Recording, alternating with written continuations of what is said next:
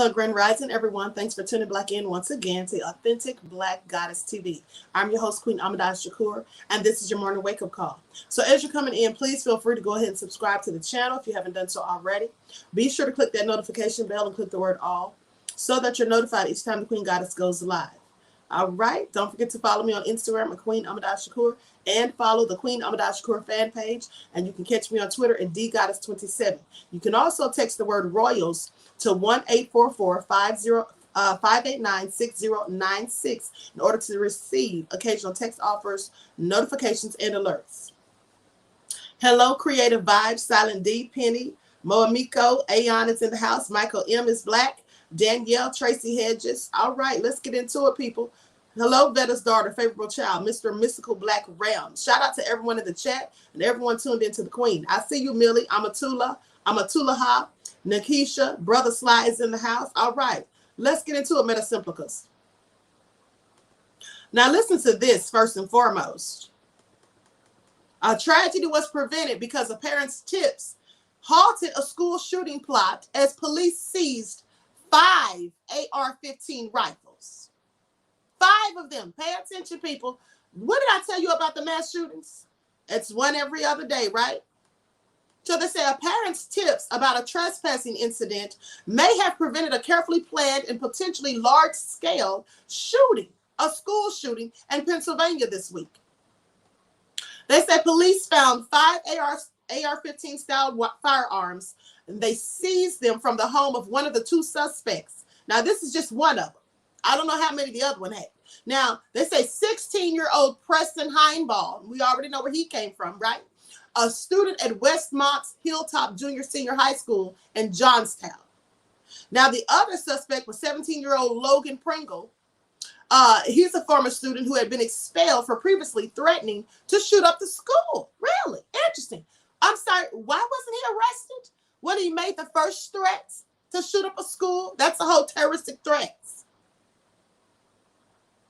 All so crazy. So anyway, on Tuesday, Heinball reportedly let Pringle, who was not allowed on the property, into the school by opening locked doors. Now, surveillance video shows the pair wandering the halls and observing security camera locations. Heinball allegedly posted a picture of Pringle inside the building with what Police Chief Donald Hess described as a kind of ominous-like message about his return, according to the Tribune Democrat, saying after an alarmed parent alerted the school to the security breach, police then searched Heinball's home and found those weapons. The AR-15s reportedly were ghost guns, meaning they were untraceable firearms without serial numbers. Now, mind you, these kids are 16 and 17, and they know how to get ghost guns, and they're not Black, and they're not gangs, and they're not from disimpoverished neighborhoods, as they love to say. Now, and the reason I made sure to mention that is because, you know, they love to talk about gangs and gang violence and Black teenagers being whole thugs. Those guns were made and put together by somebody in the Heinball family. This is what Chief Hess says. Now, the 2 teens have been charged as adults with multiple felonies, including conspiracy to commit terrorism. Well, it's about time they charge them with that. District Attorney Greg Neuenbauer told WJAC, he says, I do believe tragedy was prevented. That's a real crazy. I mean, they were about to let them have the business. Real crazy. Christopher said, Queen working the Black media, pay close attention. Thank you, Christopher. Now listen to this. Black 11-year-old strip searched, locked in a holding cell at school by a teacher. I'm sorry, schools now have holding cells? And a teacher can strip search somebody's child? This is all so crazy. Now listen to this foolishness. And here's the little boy this happened to. I'm going to show you a picture of him. Brother Sly said, you basically purchase the parts separately, then build the firearm. Really? Well, it's certainly crazy that these teenagers know all of this. Now, this is the young man right here. As you can see, his mother is white, but he's black and Native American, or she's probably Native American. I don't know. She looks white, but they say the child is black and Native American. So anyway, now listen to this. Cheyenne Johnson, age 29, that's the mother, was shocked to find when her son, Xavier, a 6th grader at West Intermediate Middle School in Mount Pleasant, Michigan, text messaged her for help while he was at school on November the 19th of 2021. Now, Xavier, who is black and indigenous, was isolated in a windowless room with no desk, no chair, schoolwork, or adult supervision.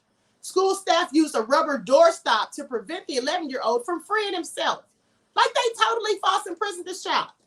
This is real crazy. So anyway, hold on. So they say Xavier was in seclusion. And as we know, seclusion can be distressing to any child, but it's especially harmful for students like Xavier, whose education is guided by an individualized educational plan. According to a 2019 report from the Center for Disease Control, suicide was the leading cause of death for American Indians, Alaska Natives, youth between ages 10 to 34. Further, racism, discrimination, and pressure to assimilate to white culture and standards increases the risk of suicide and self-harm for both indigenous and black youth. I absolutely concur. I just told you all weeks ago that there was numerous black children who committed suicide because they had been picked on and bullied and had numerous racist things done to them by their white counterparts. Now, according to the Michigan Department of Education, they say the Michigan Department of Education Office of Special Education, they say IEPs are created for each school student who receives special education programs and services. Moreover, the IEPs are legally binding documents with guidelines established by Congress through the Individuals with Disabilities Education Act. So this child clearly has a disability. Now, a disturbing video sent to the Black Wall Street Times shows the child seated on the floor, surrounded by concrete walls like he's in prison. I mean, talk about school to prison pipeline. Now, not unlike what you see in a typical jail cell, they say. This is all so crazy. And this is what someone posted. They say a black and indigenous student aged 11 was strip searched, placed in solitary confinement by white school staffers at Mount Pleasant, Michigan. He was allegedly told to tread lightly due to the color of his skin. Isn't that something? They told him to tread lightly. Now they go on to say an employee at Isabella County Jail in Mount Pleasant told the Black Wall Street Times that even detainees have access to designated areas to sit and rest throughout the entire intake process, a basic show of dignity not afforded to Xavier by the Mount Pleasant public school system. Upon seeing the video, Johnson says she physically felt ill. She says, "I thought, is my kid in a holding cell?" The barren room appears to have been the school's version of in-school suspension received for an alleged minor altercation with another student. Honey, that's not in-school suspension. That's torture. Okay? That's torture. Putting a child at that age and with that disability in isolation, like they're in solitary confinement. And as I've told you before, placing people in solitary confinement for certain amounts of time can literally cause them to have mental breakdowns. Now, the 11-year-old boy was locked in an empty room, seemingly to serve time, like he'd been sentenced for a crime, to serve time in solitary confinement, rather than what should have been a reduced version of the normal school day through an in-school suspension as he was in middle school. Now, if he needed to use the restroom, he was told he could ask and he would be taken to the restroom at the discretion of the school staff, meaning they may or may not take him to the restroom. Now, the school to prison pipeline theory feels a whole lot shorter when you hear stories like this. Additionally, Xavier alleges that a school staffer told him that he would contact the police since he was texting his mother from the room. So now, since you called your mom to come and help you, oh, now we're going to call the police on your little behind. That's what they told him. When I tell you all, take your children out of public schools if you can and homeschool them. I mean, but this stuff is crazy. And you only hear of these things happening to Black children. Do you think they would have put little Brad or Jenny in there and treated them the same? I doubt it, very seriously. I seriously doubt it. So anyway, they go on to say that the student felt intimidated and retaliated against by the staffer after reporting his harsh experience to his mother. This troubling incident is far from the first time the family has experienced this at MPPS. Now they say Xavier requires a range of accommodations to remediate the effects of his personal learning factors. These include reduced volumes of classwork, voice-to-text writing for assignments of certain lengths, and the ability to take walking breaks during class. But Johnson says her son has not consistently received these accommodations, if he's received them at all. The alleged failure to properly implement Xavier's IEP compounds the day-to-day stressors of being a Black and Indigenous student in a school with a student body that is more than 70% white. A school where Indigenous students are 8 times more likely to be suspended than their white peers, and Black and brown students are more likely to be even expelled. So pay attention. Now, this is also a problem. They will absolutely expel, call the police on Black children for the same offenses that white children get, and they get no type of punishment. Johnson does not hold the position that her child was without any faults, but she doesn't know what else she can do besides ask the school to adhere to Xavier's IEP. Now, proper de-escalation protocols should have been taken. Highly classified and trained staff and behavior modification planned by a functional behavioral assessment are appropriate, and legally they're required. But the school didn't do any of that. Johnson is actively engaged in Xavier's education and even offers for her husband or herself to sit in class with her son to ensure that he's able to stay in class, that he's not treated like some foreign outcast, like some troublemaker who doesn't know how to contain himself. They've offered to sit in on the classes with him, but Johnson feels the effort is not being returned by those charged with providing an equitable education to her son. Now, during one exchange with special education staff, in which Johnson explained Xavier had shared that he needs extra help at school, the staff member said, not according to him. That's what the staff member said. The kid asked for extra help with his work and studies. The teacher said, well, not according to me. To me, you don't need it. And then said, LOL. This is what he said, LOL, like it's funny to him. He says he's at the age where he's going to need to start advocating for himself. Really? So this is what teachers do now? They don't help the students. They don't help the students who need extra assistance. They don't get them tutoring. You know, when I was in school, I used to go and tutor the special ed kids. I got extra credit for doing so. If they didn't have, teacher assistants to do these things, they would allow students on the honor roll to go and help these students. Now, this is real crazy. He's talking about he needs to start advocating for himself. He is advocating for himself by asking for help. Xavier has reported a pattern of racially charged bullying. Now, I told y'all about this. That's what I'm talking about, racially charged bullying. Now, these are the white kids. They do this to these Black children often and lead some of them down the path to suicide, as I have told you. Now, there's a pattern of racially charged bullying and other cruel remarks throughout his years at MPPS. These acts have seemingly been allowed to flourish. No end in sight. Now, they're not doing anything about these little racist devils picking on this child and being racist. They're not doing anything about it, nor do they ever.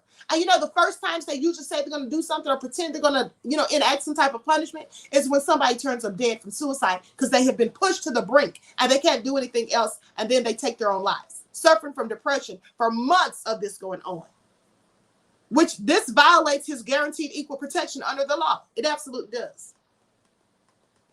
They say in 5th grade, Xavier told his mother that he didn't want to be Black anymore because a classmate called him a nigger and others were bullying him for being Black.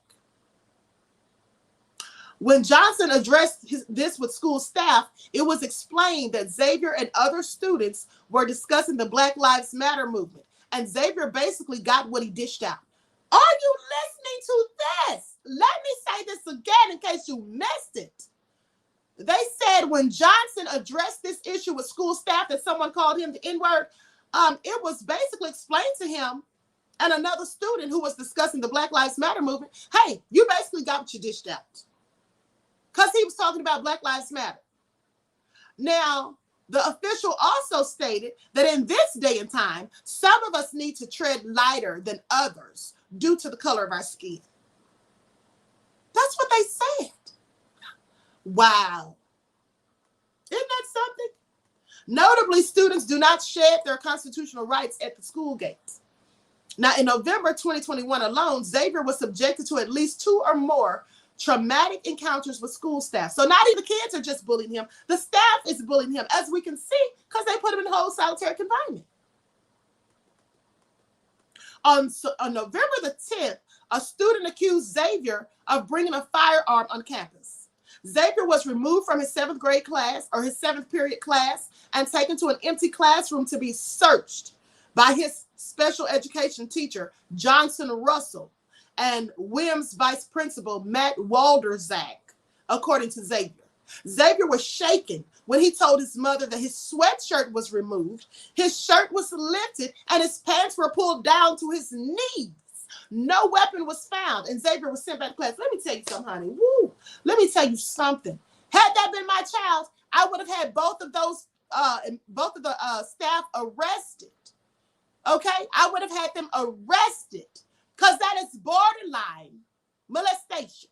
All right? You're going to pull this child's pants down. That's sexual harassment and assault. What are you talking about? They would have been in jail messing with my child like that, honey. That's all too crazy. And then they just send him back to class like it was all peaches and cream. Now, while processing the experience at home with family, Xavier wrote this letter to his mother. Listen to this. This is what the poor kid said. I feel embarrassed and humiliated by what they did. I feel like there is a target on my back now. I don't want to go back to that school. I don't want to be bullied for telling my mom what they did. I will never trust them again.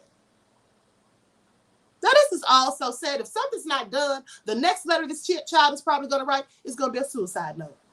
And I'm so serious. This is really sad. Now, this same day, Russell sent a text to Johnson at 1:21 p.m. to inform her that Xavier had his phone taken away for texting in class. But there was no mention of a firearm accusation. So they told the mother, oh, we took his phone because he was texting in class. They didn't say anything about the fact that they strip searched this kid and accused him of having a firearm. Now, in multiple searches, not just one, multiple searches, or that her son had to remove his clothing in front of 2 adults. They didn't say anything about that. Johnson was not contacted by any school official regarding the incident. Now, it was only after Johnson picked Xavier up from school that she learned he had been accused of bringing a firearm to school and strip searched by Russell and Walderzak. I want y'all to pay attention to something. Now, y'all remember Ethan Crowley last week, or Ethan Crumbley, right? Who shot up the school in Oxford? Shot up the Oxford High School. That little boy, or that teenager, right? Did they strip search him? No, they didn't. They did not strip search him. I want y'all to pay attention because here's the thing. When he made comments about shooting up the school, they called his mother in, right, to talk to him. They didn't bother to call the police. They didn't go and put him in a holding cell, nor did they strip search him. And here's the thing. Had they strip searched that little devil and checked his locker and backpack, they'd have found the gun that he later used to kill those innocent kids. Now, why didn't they strip search him? I'm glad you asked, because Ethan Crumbley is white. And you see how that could have been prevented, that whole mass shooting, or those children could still be alive right now today. But they didn't do that because he's white. But they'll strip search a black child when there's no probable cause or there's no reason for it to be done. Nothing was found. So anyway, they go on to say,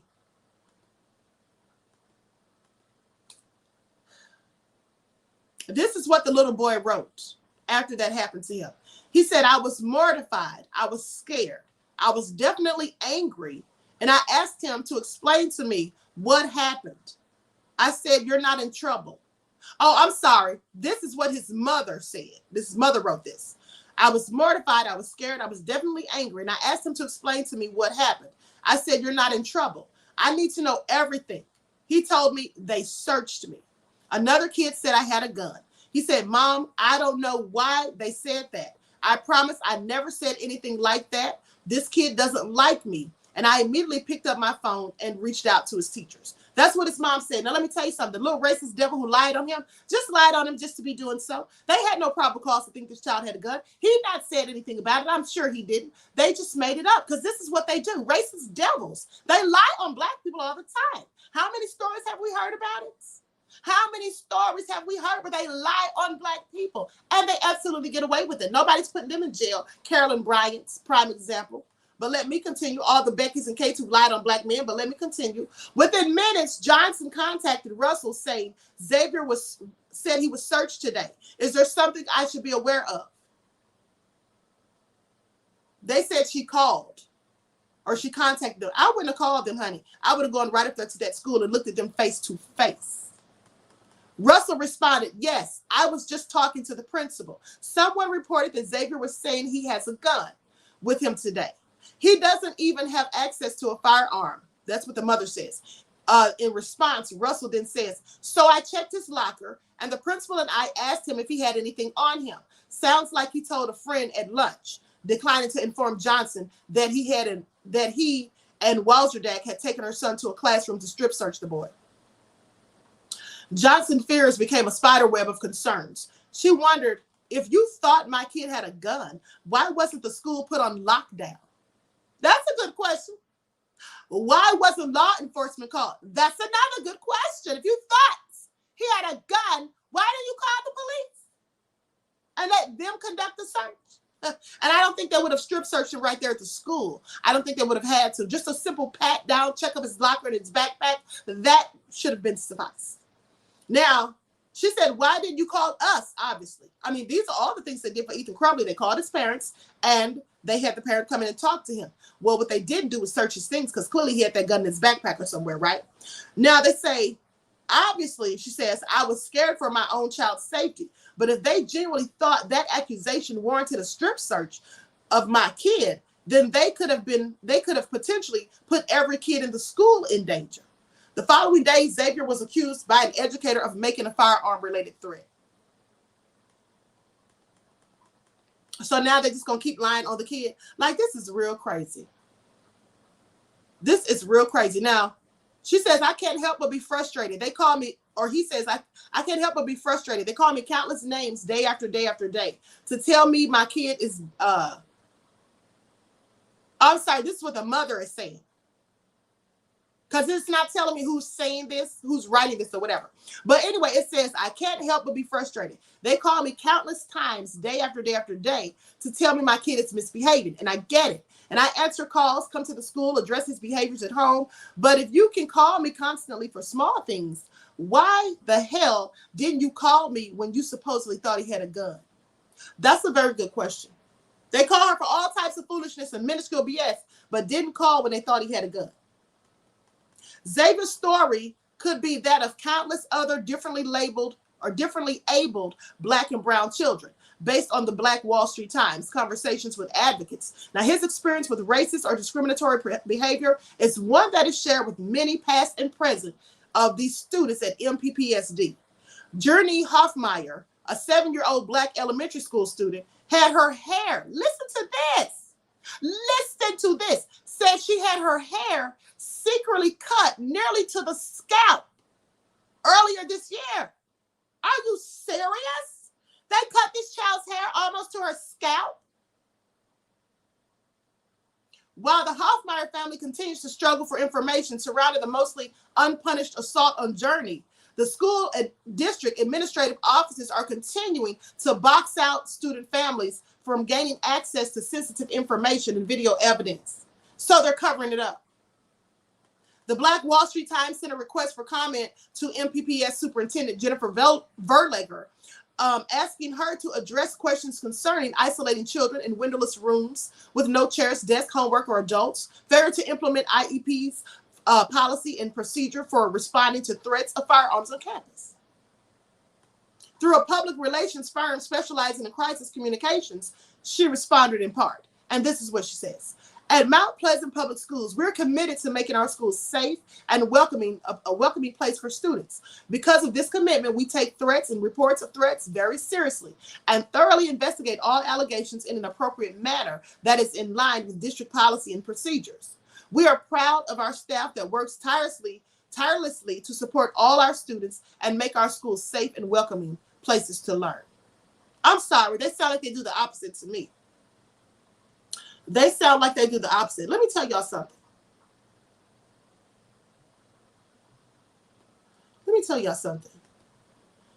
This is real crazy. At the end of the day, people need to be boycotting this school. People need to be calling this school, going in on them and telling them about how they're treating these students. All right? Something needs to be done. Why aren't the parents up there protesting or something? Gentile Slayer says, parents, please keep your kids out of these goddamn schools. Stop being lazy and school your own kids. Jeez. Deidre says, and somebody's race would have been cut. Says somebody's ace would have been cut to the bone if my child's hair was cut. Let me tell you something. Was cut to the scalp. Yeah, let me tell you something. Here's the thing. I keep telling you all, Black people, it's not the fact they're not angry or upset about the style of your hair. They're literally angry about your hair. Your natural hair as it grows from your head. It's not about the style of it being unprofessional or whatever, or unkept, as they love to try and lie and say. It's the fact that they are so envious of Black people's hair because they know these serve as spiritual antennas. They know this. All right? This is going to force Blacks to homeschool. Yes, absolutely. Donna Price says they're mad because we were first and will be here last. Honey, they're mad about a whole lot of things, but I'll tell you what Black folk need to stop doing is allowing them to take their foolishness, their racism, and their anger out on your children.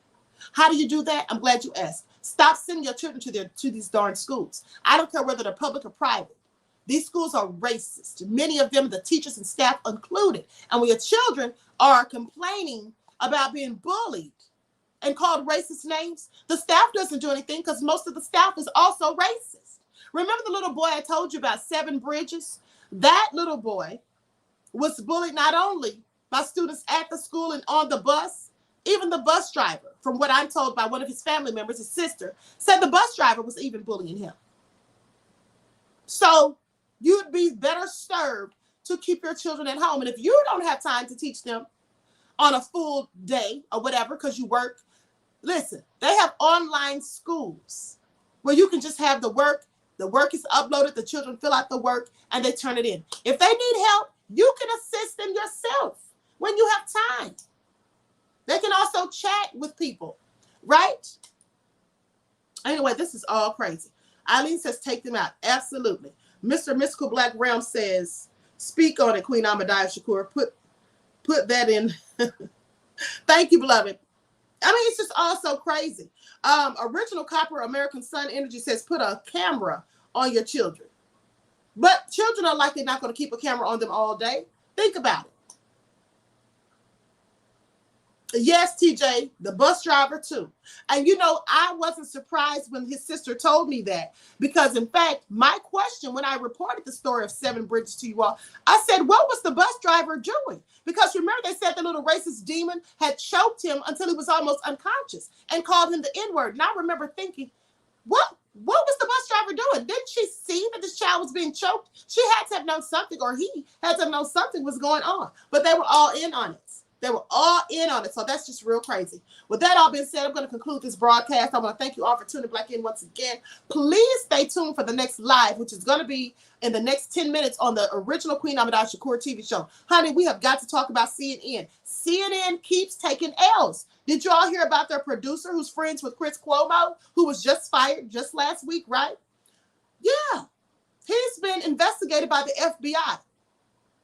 And we're going to talk about that, because there's some very nefarious charges they have against him. So make sure you tune in, all right?